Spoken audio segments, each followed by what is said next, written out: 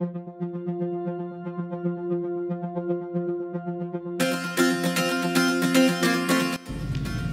di dalam kehidupan ini kita banyak diberikan kepercayaan oleh Tuhan. Bahkan mungkin salah satunya kita ditempatkan di posisi di mana kita bisa memberikan pengaruh bagi kehidupan orang-orang di sekitar. Juga termasuk memimpin diri sendiri. Tapi kiranya Bapak Ibu, kepercayaan itu bukan kita manfaatkan untuk menggali keuntungan sendiri, tapi boleh kita proses, kita kelola dengan penuh tanggung jawab sehingga menjadi berkat. Sebentar firman Tuhan akan disampaikan bagi Bapak Ibu. Selamat beribadah, Tuhan Yesus memberkati.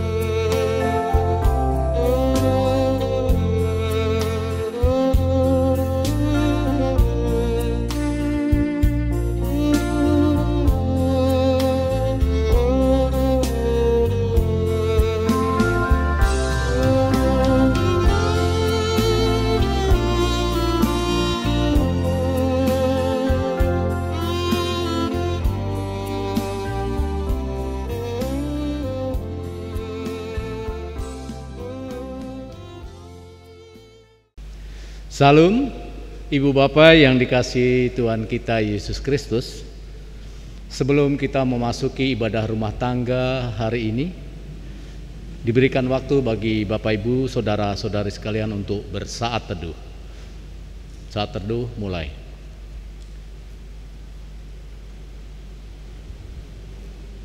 Selesai. Jemaat Tuhan, marilah kita berdiri untuk menghadap Tuhan dan menyembahnya, serta memuliakannya karena kasih setia yang besar bagi kita semua.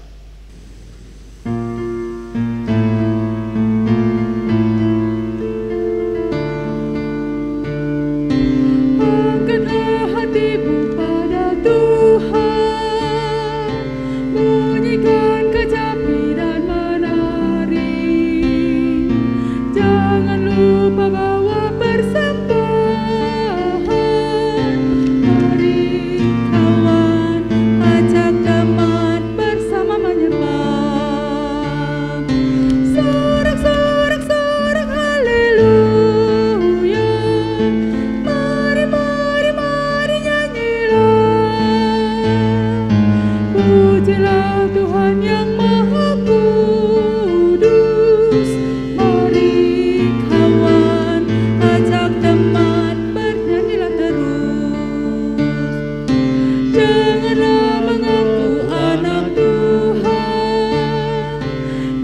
Engkau mengeraskan hati, jadilah pelaku firman Tuhan.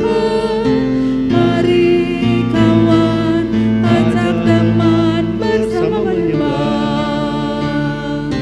Sorak-sorak haleluya. Mari nyanyilah. Pujilah Tuhan yang Maha Kudus. Mari kawan, ajak teman bernyanyilah terus. Mari kita berdoa. Allah Bapa kami, Sang sumber napas kehidupan seluruh umat manusia, yang kami sembah dan puji di sepanjang kehidupan kami. Terima kasih ya Allah untuk kasih setia serta perlindungan-Mu yang tak berkesudahan atas kehidupan keluarga kami. Dengan kerendahan hati kami memohon kepadamu untuk hadir dan memberkati persekutuan keluarga kami saat ini, dari awal, pertengahan hingga akhirnya, sehingga persekutuan keluarga ini dapat menjadi kesukaan bagi nama-Mu. Di dalam nama Yesus Kristus kami telah berdoa dan mengucap syukur. Amin. Silahkan duduk.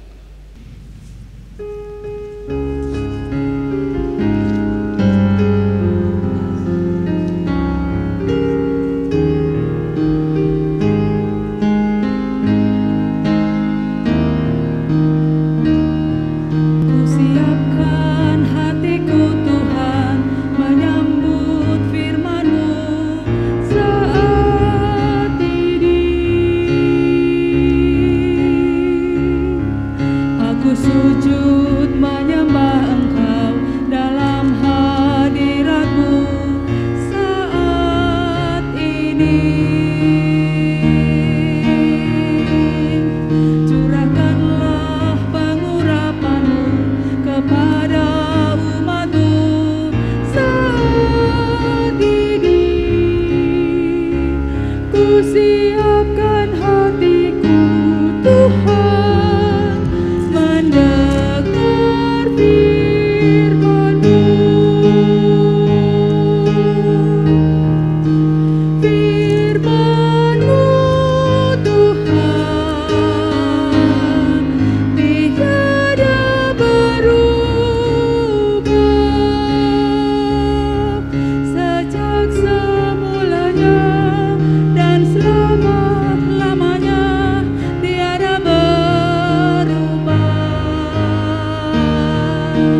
Firman-Mu Tuhan penolong hidupku. Ku siapkan hatiku Tuhan menyambut firman-Mu.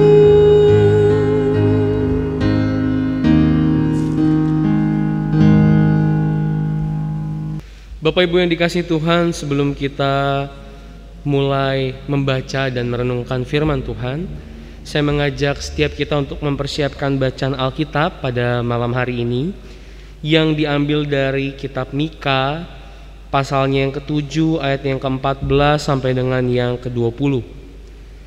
Mika 7 ayatnya yang ke-14 sampai dengan yang ke-20. Apabila Bapak Ibu sudah menemukan bacaan Alkitab yang saya maksud, kita biarkan Alkitab kita tetap terbuka. Kita berdoa mohon bimbingan Roh Kudus. Mari kita berdoa. Tuhan Allah, terima kasih.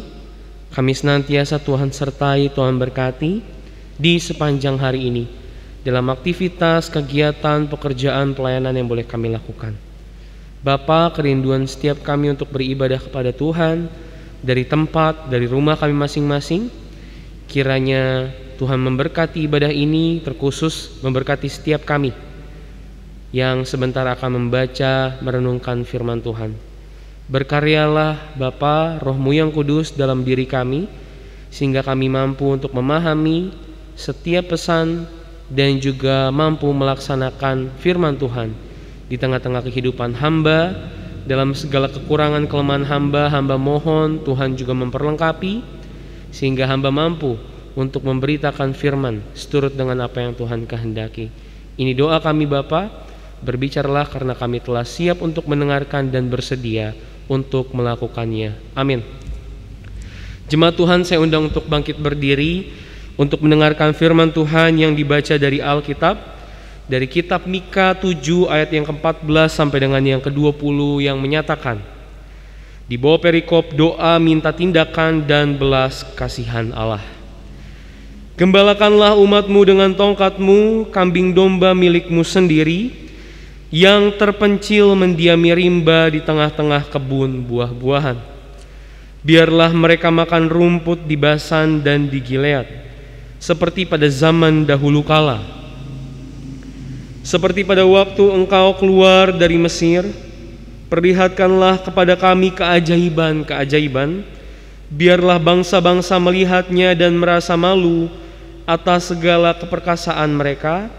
Biarlah mereka menutup mulutnya dengan tangan dan telinganya menjadi tuli.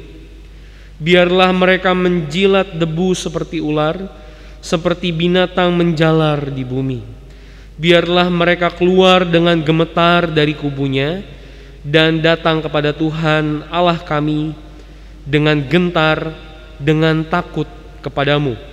Siapakah Allah seperti Engkau yang mengampuni dosa dan yang memaafkan pelanggaran dari sisa-sisa miliknya sendiri, yang tidak bertahan dalam murkanya untuk seterusnya, melainkan berkenan kepada kasih setia. Biarlah Ia kembali menyayangi kita, menghapuskan kesalahan-kesalahan kita, dan melemparkan segala dosa kita ke dalam tubir-tubir laut. Kiranya Engkau menunjukkan setiamu kepada Yakub dan kasih-Mu kepada Abraham, seperti yang telah Kau janjikan dengan sumpah kepada nenek moyang kami sejak zaman purbakala. Demikianlah firman Tuhan, terpujilah Kristus. Haleluya.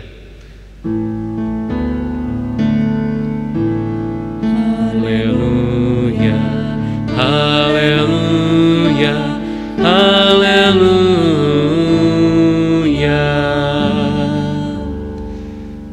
Jemaat dipersilakan untuk duduk kembali. Jemaat dipersilakan untuk duduk kembali. Shalom Bapak Ibu, selamat malam. Saya terus berharap kita semua dalam perlindungan dan kebaikan Tuhan, bahkan hingga saat ini dalam keadaan sehat. Kiranya ada yang sakit, Tuhan senantiasa memulihkan. Bapak Ibu, jika kemarin hari Minggu firman Tuhan diberitakan bagi kita adalah tentang bagaimana pemimpin Israel yang mencintai kejahatan, padahal seharusnya mereka mengutamakan keadilan dan melaksanakan itu semua atas dasar hukum Allah. Dan itu terlihat dari sikap mereka yang memimpin di dalam pemerintahan. Nah, hari ini kita membaca tentang doa penyesalan Bapak Ibu, dan juga doa pengharapan atas belas kasihan Tuhan terkhusus bagi umat Israel. Nah, mengapa hal ini dilakukan Bapak Ibu? Mengapa Mika yang bisa dikatakan juga mewakili umat atau bahkan mengajak umat untuk turut berdoa? Kenapa harus berdoa? Kenapa harus menyesal? Kenapa harus memohon ampun? Yaitu karena ada konsep pemahaman bahwa Allah adalah sosok yang mengampuni mereka yang mengaku dosa. Jadi kalau umat merasa menyesal, menyadari lebih dulu Bapak Ibu, menyadari mereka berdosa, kemudian mereka menyesal, memohon ampun kepada Tuhan, kemudian melakukan perubahan hidup sebagai bentuk daripada pertobatan, Allah mengampuni dosa mereka. Nah, ini menarik Bapak Ibu. Jadi ada konsep di mana mereka mengenal bahwa Allah Maha Pengasih, Maha Pengampun. Allah marah, tapi kalau kita kembali kepada Allah, kita bertobat, Allah ampuni. Maka itu mereka berdoa. Bisa dikatakan umat sepatutnya bersyukur juga seharusnya karena memiliki Allah yang memiliki sikap dan hati yang seperti demikian. Bapak Ibu, ada gambaran lain soal Allah yang juga menurut saya menarik. Selain Maha Pengampun asalkan kita bertobat, Ada gambaran lain Bapak Ibu yang saya temukan juga, dan yang disebutkan di dalam doa ini adalah gembalakanlah umatmu. Ayat yang ke-14. Gembalakanlah umatmu dengan tongkatmu, kambing domba milikmu sendiri, yang terpencil mendiami rimba di tengah-tengah kebun buah-buahan, biarlah mereka makan rumput di Basan dan di Gilead. Jadi ini mau menggambarkan bahwa Allah adalah gembala, umat adalah dombanya. Bapak Ibu, secara langsung doa ini mau menunjukkan bahwa bagi umat Allah adalah sosok gembala. Bapak Ibu pasti teringat kalau kita ngomong Allah adalah gembala, kita teringat dengan Mazmur Daud.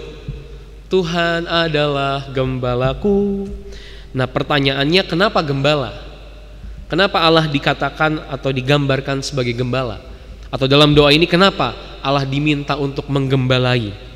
Nah, ini penting untuk saya jelaskan Bapak Ibu, untuk kita boleh memahami firman Tuhan pada malam hari ini. Pertama, saya mau mengatakan bahwa pada konteksnya relasi antara gembala dengan domba dalam konteks Israel itu sudah seperti orang tua dengan anak-anaknya. Saya bukan mau mengatakan tidur bareng dalam satu kamar Bapak Ibu ya, mereka dimandiin terus kemudian juga makan bersama dalam satu meja makan, bukan. Tapi mereka dikasihi Bapak Ibu. Domba-domba ini disayang sekali. Mereka dimanja, mereka dirawat, kemana-mana mereka selalu dituntun. Kemudian juga mereka selalu dijaga kemanapun mereka pergi, terkhusus ketika mencari ladang rerumputan yang bisa dimakan. Kalau Bapak Ibu ingat teks Mazmur Daud yang saya bilang tadi, yang berbicara tentang Tuhan adalah gembalaku, ada juga dalam teks itu yang mengatakan, Ia membaringkan aku di padang yang berumput hijau. Nah, Bapak Ibu, itulah yang dilakukan oleh para gembala bagi domba-domba setelah mereka makan. Jadi habis domba-dombanya makan Bapak Ibu, mereka dibaringkan di rerumputan. Kemudian dielus-elus perutnya sampai mereka tertidur. Nah, saya kurang tahu Bapak Ibu tujuan dimanjakan dan perlakuan yang sedemikian rupa itu tujuannya untuk apa. Tapi mungkin kita bisa menyimpulkan supaya domba nggak stres, supaya senang, bahagia, kemudian cepat gemuk. Saya memahaminya seperti demikian. Gembala sayang sekali sama domba-dombanya. Hal ini dilihat dari perhatian, perlakuan yang ditunjukkan oleh gembala kepada domba-dombanya. Sayang sekali. Itu yang pertama Bapak Ibu. Nah, yang kedua, gembala bisa sangat tega dengan dombanya yang nakal. Bapak Ibu, jika semisalnya sang gembala memiliki 100 domba, kemudian ada satu yang nakal dan terpencar dari kerumunan, kira-kira apa yang dilakukan oleh sang gembala?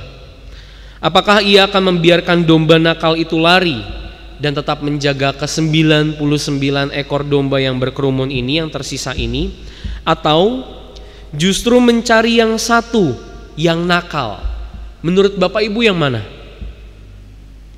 Yang satu Bapak Ibu yang dicari, yang nakal. Karena apa? Karena yang 99 ini berkerumun. Binatang buas tidak akan incar domba-domba yang berkerumun. Tapi yang satu, yang lari, yang nakal, itu rentan sekali akan bahaya. Maka itu dia pasti dicari. Kalau ketemu apakah kemudian langsung dituntun pulang? Iya Bapak Ibu. Tapi satu hal juga yang harus kita tahu, biasanya kakinya dipukul Bapak Ibu. Bahkan tidak jarang juga ada yang menyakiti, kemudian tidak jarang juga ada yang mematahkan kaki domba yang nakal ini. Serem ya Bapak Ibu ya, katanya sayang, tapi kok begituin perlakuannya. Kenapa cuma sekedar kabur, kemudian ditemukan, nggak dibawa pulang kayak biasa aja, tapi harus dipatahin dulu kakinya. Ini tujuannya apa nih Bapak Ibu? Itu adalah bentuk bagian daripada hukuman. Maka itu kalau Bapak Ibu pernah lihat gambar orang gendong domba, gembala gendong domba di sini, atau mungkin lukisan-lukisan Tuhan Yesus yang sedang menggendong gembala di sini, itu domba yang nakal Bapak Ibu, yang udah dipatahin kakinya, yang nggak bisa jalan, maka itu dia digendong pulang. Tapi setelah itu apakah domba nakal itu dibiarkan sakit hingga mati? Apakah hukuman tadi adalah merupakan gambar kekesalan sang gembala? Kamu tuh ya Udah dikasih makan malah kabur, nyusah-nyusahin harus nyari. Apakah itu adalah bentuk bagian daripada kekesalan? Bapak Ibu, setiap hari si nakal ini diperhatikan sama gembalanya. Luka-lukanya diobati Bapak Ibu sampai sembuh. Dan setelah sembuh, ini yang menarik, si domba yang nakal, yang kabur-kabur ke sana kemari, yang udah dipatahin kakinya dan kemudian sembuh, dia jadi domba yang paling dekat dengan gembalanya. Kita lihat ya Bapak Ibu, dalam proses penghukuman yang kemudian ada juga proses merawat, terjadi relasi yang lebih dekat. Yang tadinya gembala sama domba yang nakal, kemudian sang gembala menghukum dan merawat si domba nakal ini, hubungan mereka menjadi lebih dekat. Domba yang nakal yang tadinya suka pergi-pergi sendiri menjadi domba yang paling dekat dari domba-domba yang lain terhadap gembalanya. Ya, sedemikian baiknya Allah Bapak Ibu bagi umat Israel. Tuhan adalah gembalaku. Untuk itulah Bapak Ibu doa ini dipanjatkan karena mereka percaya, atau bahkan juga agar mereka senantiasa mengingat bahwa hukuman Allah atas dosa-dosa Israel bukan karena Allah membenci. Kalau Allah murka, Allah kesal, mungkin iya Bapak Ibu. Tapi kalau kemudian untuk membenci dan kemudian membuang, benar-benar membuang, bukan tujuannya untuk itu. Melainkan mereka memahami, mereka berusaha untuk mengingat bahwa proses penghukuman yang harus dialami, di dalamnya ada didikan. Jadi hukuman itu didasari oleh kasih Bapak Ibu. Sebagaimana gembala tadi menghukum domba yang nakal, supaya Israel menyadari kesalahannya, supaya si domba menyadari kesalahannya, supaya Israel tidak nakal lagi Bapak Ibu. Seperti domba yang nakal tadi jadi tidak nakal lagi. Nah Bapak Ibu, doa ini dipanjatkan bukan juga hanya sekedar sebagai pujian bagi Tuhan, bukan sebagai syukur, bukan hanya sekedar sebagai pengharapan agar Tuhan Allah mau melakukan hal yang sama seperti yang juga dilakukan oleh yang telah dilakukan Allah terhadap nenek moyang mereka. Contohnya sudah disebutkan di ayat-ayat ini ya Bapak Ibu, ada pembebasan dari Mesir, ada keajaiban-keajaiban yang Allah lakukan, ada juga kalanya Allah membuat orang-orang di sekitar, bahkan musuh Israel, menjadi takut oleh karena kuasa Allahnya. Melainkan doa ini dipanjatkan juga agar Israel mengingat bahwa Allah yang memampukan dan berkuasa untuk mewujudkan semua itu dalam kehidupan mereka. Bahkan yang rela mengampuni, padahal sudah dibimbing, sudah dibuat menjadi bangsa yang besar, tapi tega-teganya masih menyakiti Allah. Supaya mereka ingat akan kebesaran dan kebaikan Allah. Oleh sebab itu Bapak Ibu, benar saja jika di ayat ke-18 Mika mau mengajak Israel untuk mempertanyakan, siapakah Allah yang seperti engkau?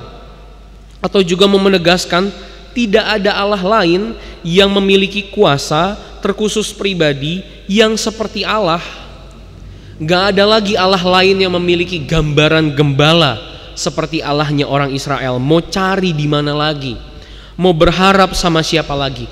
Cuma ada satu Allah yang bisa begitu, Allahnya orang Israel. Demikianlah Bapak Ibu bacaan Alkitab bisa kita pahami bersama.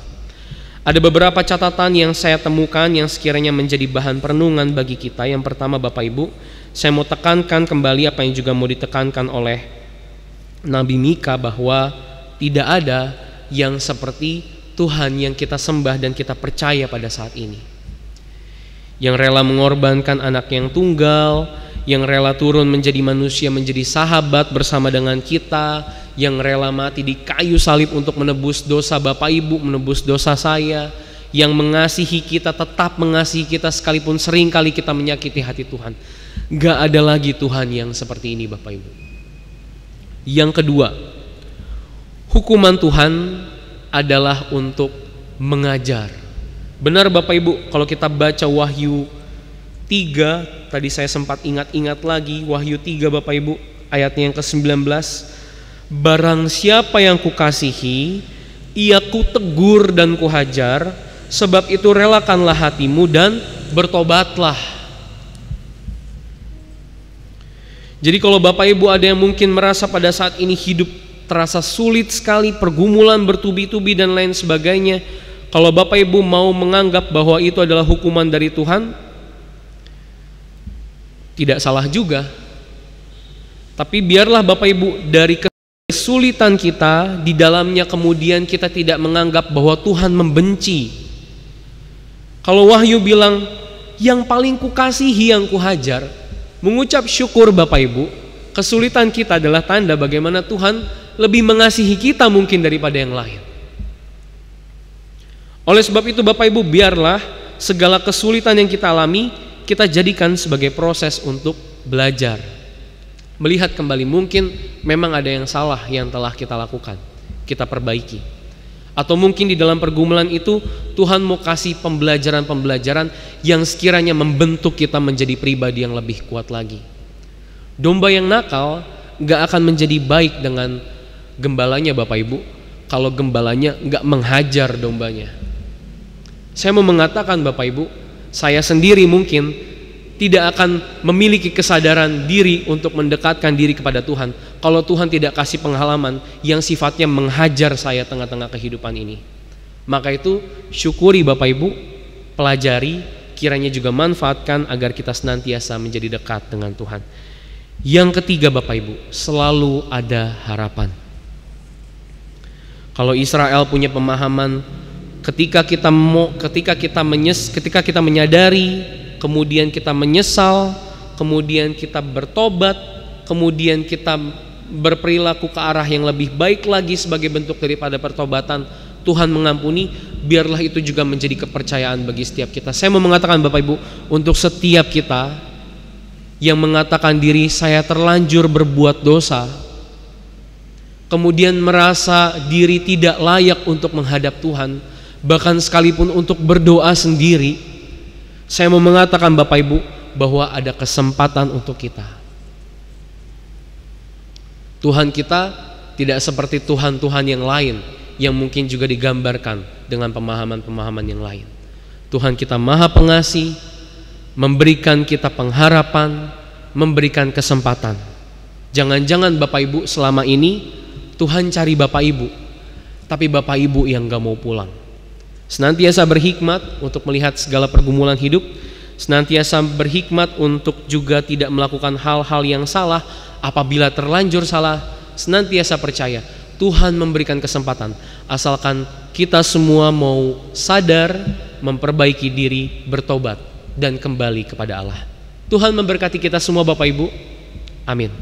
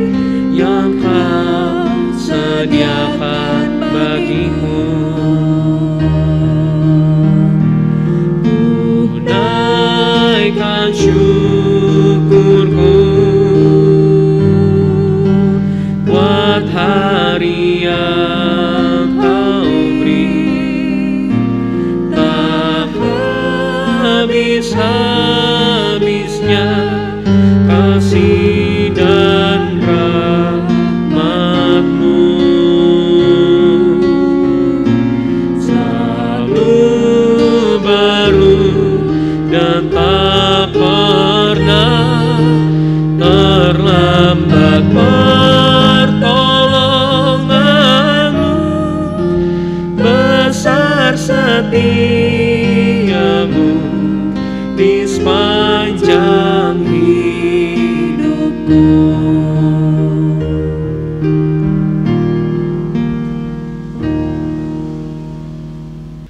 Bapak Ibu, marilah kita bersatu dalam doa.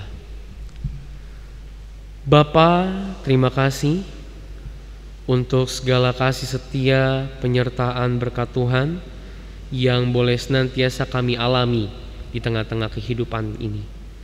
Terima kasih Tuhan untuk firman-Mu yang boleh kembali menyapa kehidupan setiap kami, yang mengingatkan kami bahwa Allah yang kami kenal adalah gembala di tengah-tengah kehidupan ini. Bapa, kami tahu Engkaulah sosok yang maha pengasih dan juga lagi maha penyayang.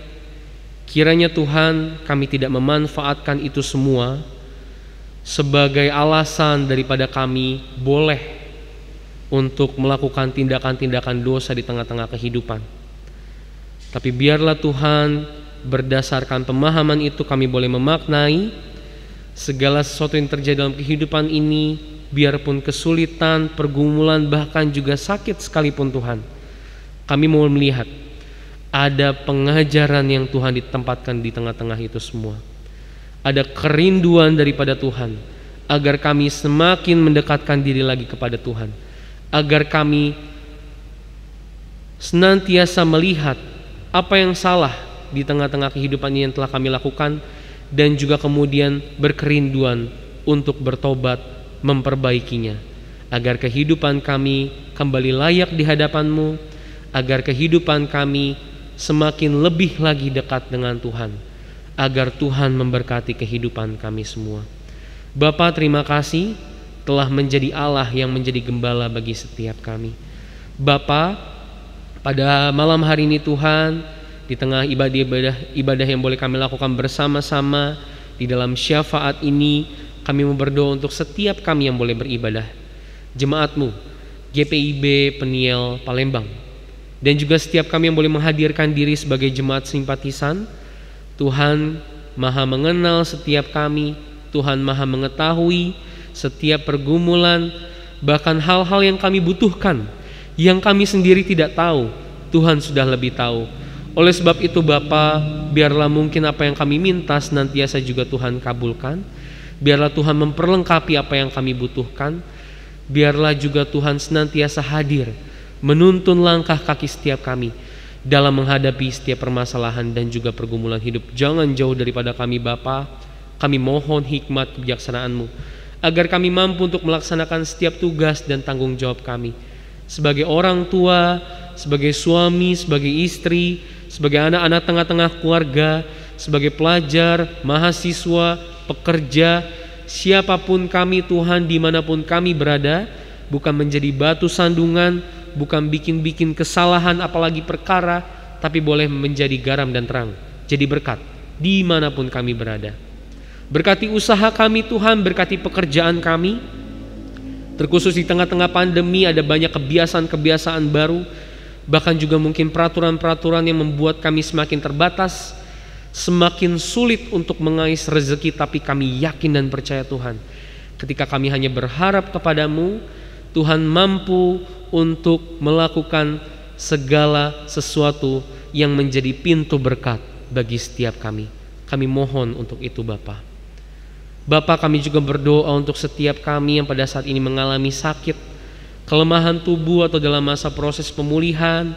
Kami berdoa kepada Tuhan karena kami percaya Tuhan juga Sang Maha Tabib, Maha mengetahui segala sakit penyakit berikut juga dengan obatnya. Oleh sebab itu Bapa, dalam nama Tuhan Yesus kami mohon pemulihan. Berkati makanan minuman, berkati obat-obatan, berkati tangan-tangan dokter, tangan-tangan siapa saja Bapa yang merawat kami saat ini, menjadi sumber kesehatan, sumber kekuatan. Kami boleh kembali memuji nama Tuhan atas kesembuhan yang kami alami, kembali melangsungkan pekerjaan, aktivitas, pelayanan, bahkan terlebih khusus berkumpul kembali bersama dengan keluarga terkasih. Ini doa kami Tuhan, ini harap kami. Pandemi COVID-19 juga masih menjadi bagian dalam kehidupan, bahkan seringkali membuat kami takut. Tapi biarlah Tuhan, dengan senantiasa melaksanakan protokol kesehatan, senantiasa menjaga kesehatan dan kebersihan, kami juga senantiasa terus percaya dan berharap mujizat Tuhan segera terjadi dan pandemi COVID-19 segera berlalu. Ini doa kami, ini harap kami, ini kerinduan kami. Kami serahkan seluruh kehidupan kami yang penuh rahasia ini hanya ke dalam tangan Tuhan. Peliharalah kami di dalam nama anak-Mu Tuhan kami Yesus Kristus, Juru Selamat kami yang hidup, yang telah mengajarkan kami berdoa. Bapa kami yang ada di surga, dikuduskanlah nama-Mu, datanglah kerajaan-Mu, jadilah kehendak-Mu di bumi seperti di surga. Berikanlah kami pada hari ini makanan kami yang secukupnya, dan ampunilah kami akan kesalahan kami, seperti kami juga mengampuni orang yang bersalah pada kami. Dan janganlah membawa kami ke dalam pencobaan, tetapi lepaskanlah kami daripada yang jahat.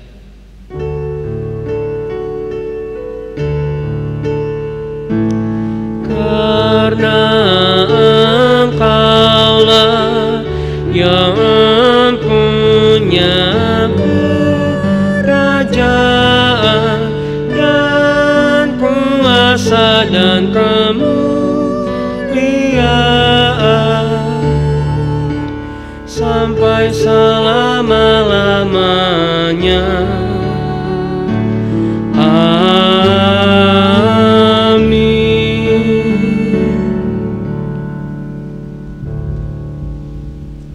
Marilah kita memberikan persembahan kepada Tuhan dengan mengingat kata Alkitab seperti yang tertulis dalam kitab Amsal pasal 3 ayat 9 sampai dengan 10. Firman Tuhan berkata, "Muliakanlah Tuhan dengan hartamu dan dengan segala hasil pertama dari segala penghasilanmu, maka lumbung-lumbungmu akan diisi penuh sampai melimpah-limpah, dan bejana pemerahanmu akan meluap dengan air buah anggurnya." Tuhan memberkati persembahan kita.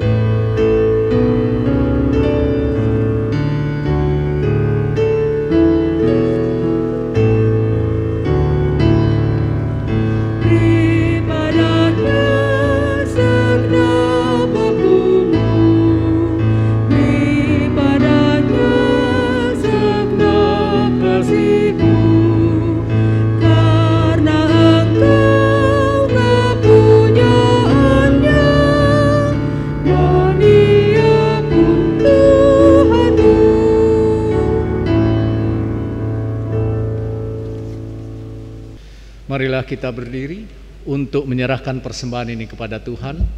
Kita mengucap syukur dan berdoa. Kami bersyukur kepadamu ya Tuhan untuk limpah kasih dan pemeliharaanmu sampai saat ini. Berkati dan kuduskan persembahan yang kami bawakan ini menjadi berkat dalam karya kasih dan kesaksian bagi sesama, bahkan untuk memuliakan namamu di dunia. Dalam namamu Yesus Kristus Sang Sumber Berkat, kami telah berdoa. Amin. Masih dengan tetap bangkit berdiri Bapak Ibu, marilah kita kembali ke dalam kehidupan kita sehari-hari dan laksanakanlah firman Tuhan yang telah kita dengar.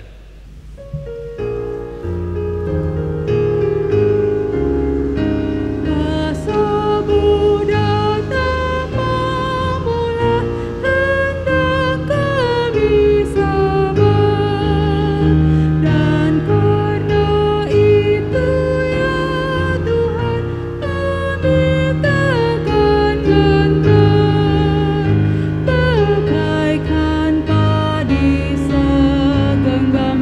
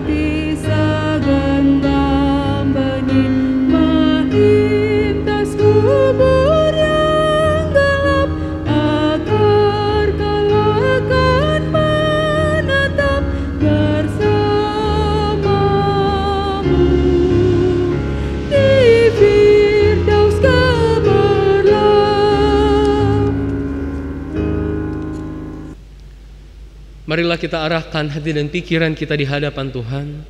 Kita terima berkat Tuhan.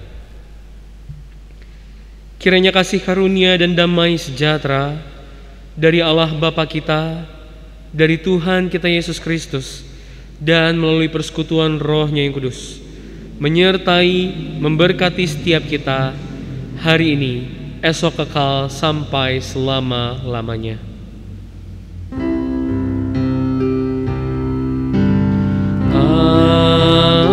Amin.